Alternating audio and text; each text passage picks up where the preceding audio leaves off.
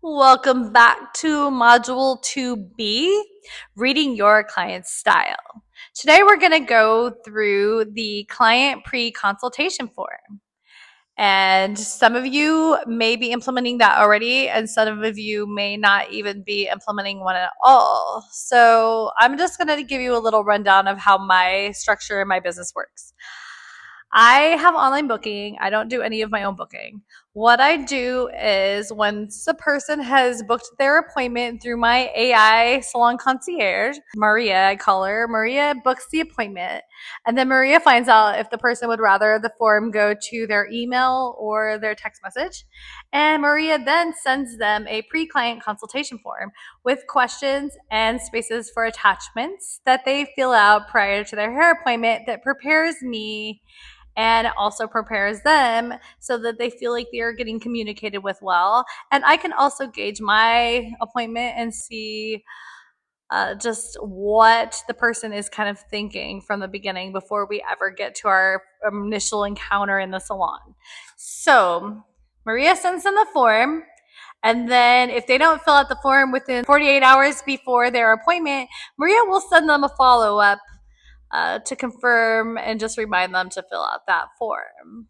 My form specifically asks for the person's hair history for the last 6 months with an open-ended question so that they can fill out their hair history.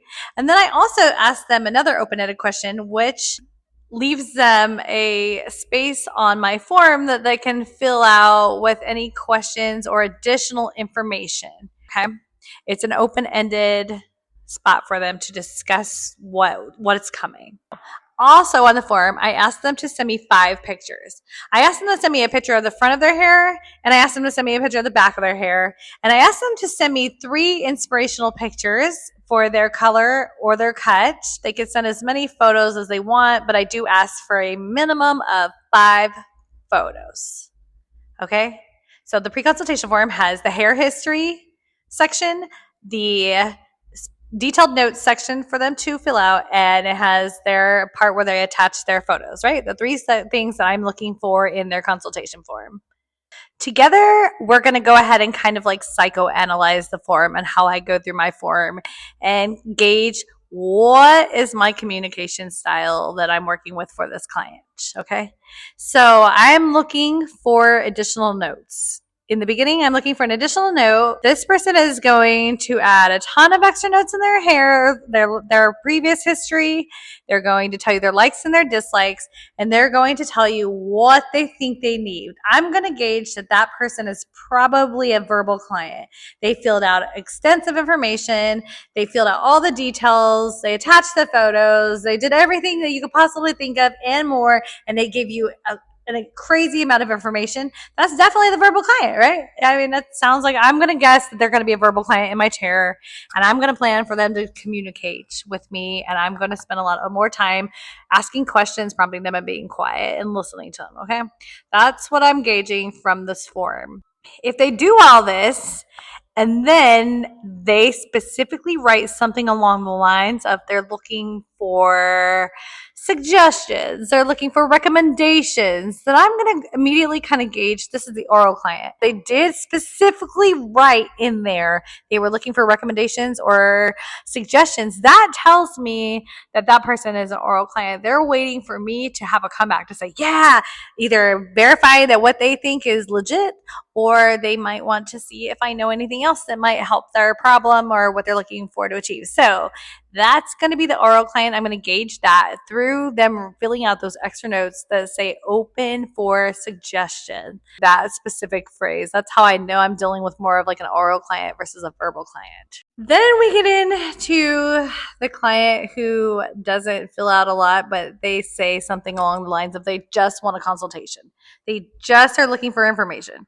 They aren't ready to book an appointment, but they would like to talk to somebody further about their hair and what they're looking to achieve. sheet. That person is probably the physical client. They're not going to attach a lot of photos. They may, but they probably won't.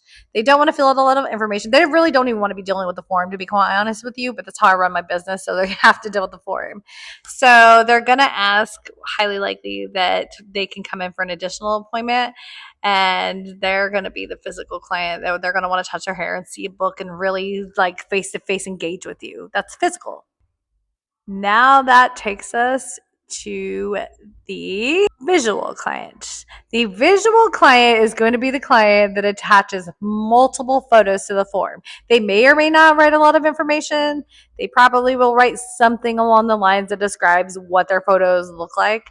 They may say brown with blonde highlights, but the photos are going to be the indicator button with them. And I like it because if they send me 3, I can kind of gauge what is the compatible component of these 3 photos that tells me what this person is looking for. If they only send me 2, I have to ask a lot more questions to kind of pull out what it is that the photos show. But if there's 3, it's almost point blank obvious what it is they're looking for. If they're looking for blonde balayage, if they're looking for more of a warm brunette, if they're looking for a stacked bob, whatever their haircut or their color is that they're looking for, they're going to give you ample photos. You're going to be able to pull that right out of there just from the visuals, because they are a visual client. That's how they communicate the best. So I've been using these forms for 2.5 years. So I've been able to kind of gauge and analyze and figure out how to use the form to understand what my clients are thinking.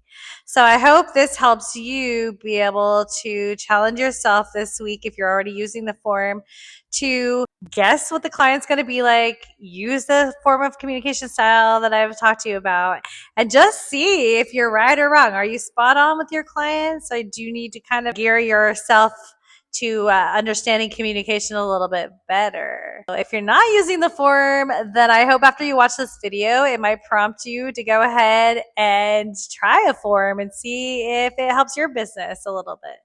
All right. I look forward to seeing you at module 3. See you next time.